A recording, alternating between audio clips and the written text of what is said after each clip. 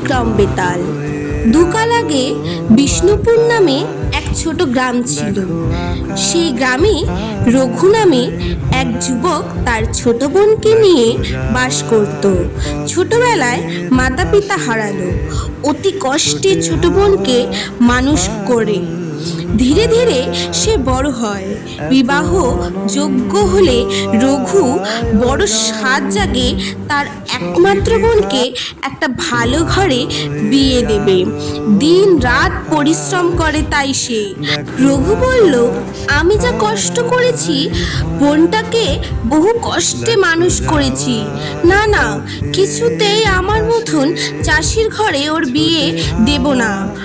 আমার বোনকে আমি রাজার ঘরে বিয়ে দেব। রঘুর বোন বলল, বাবা, কোন সকালে দুটো কাঠ আনতে গেছো আর এই আশা হচ্ছে?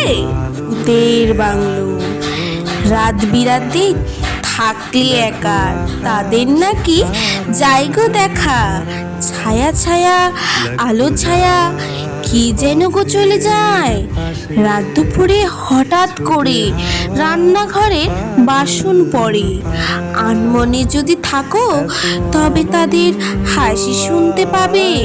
নিঝুম রাতে বাঁশবাগানে সাদা কাপড় কিংবা থানে দেখবে যেতে বন্ধু তাদের।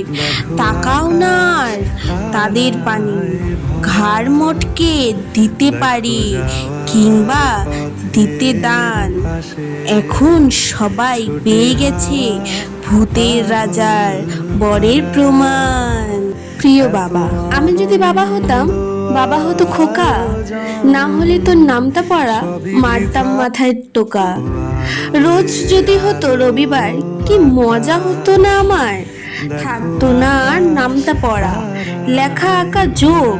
আমি যদি বাবা হতাম, বাবা হতো খোকা। বাবা মানে আদর্শ হাত আর ভালোবাসা পরশে জড়িয়ে রেখেছ তুমি স্নেহের বাঁধনে। এলেম শিক্ষা, সততা, গুরুজনদের সম্মান করা, সামাজিক শিক্ষা দেওয়া, নিয়ম নীতি মেনে চরিত্র গঠনে পথ দেখাও। লেখাপড়া খেলাধুলায় উৎসাহ যোগাও। বন্ধুর বেশে সাহায্যের হাত বাড়িয়ে দাও জীবনকে। ভালোবাসার বহু ডোরে সাজাও। তোমার আদর্শ ব্যক্তিত্বে খুঁজে পাই জীবনে বাঁচার স্বাদ। বাবা, তুমি সমস্ত আকাশ, আমার ছায়া বাড়ি। বাবা, তুমি সবটুকু সুখ, মায়ের আলতা শাড়ি। বাবা, তুমি শান্ত নদী, গোপন ঘরে কাঁদো। তোমার চোখে কান্নাটুকু কেউ দেখেনি আজও। বাবা, তুমি কষ্ট বুকে হাসতে পারো রোজই, ভেজা চোখে আজও বাবা তোমায় ছায়া খুঁজি। বাবা, তুমি মিশে আছো সব সন্তানের হৃদয়ে ও গভীর হতে গভীরে। জীবন নির্ভর তার তোমায়, ছায়া তলে থাকি, শরীরে আঘাত পেলে বাবা বলে ডাকি। বাবা, তোমার হয়ে বয়স বড় হয়েছি আমি। বাস্তবটা যে কি কঠিন এখন আমি জানি। সকাল হলে দেখতাম তোমায় কাজে বেরিয়ে যেতে, কোনোদিন বাবা বলতে চাওনি।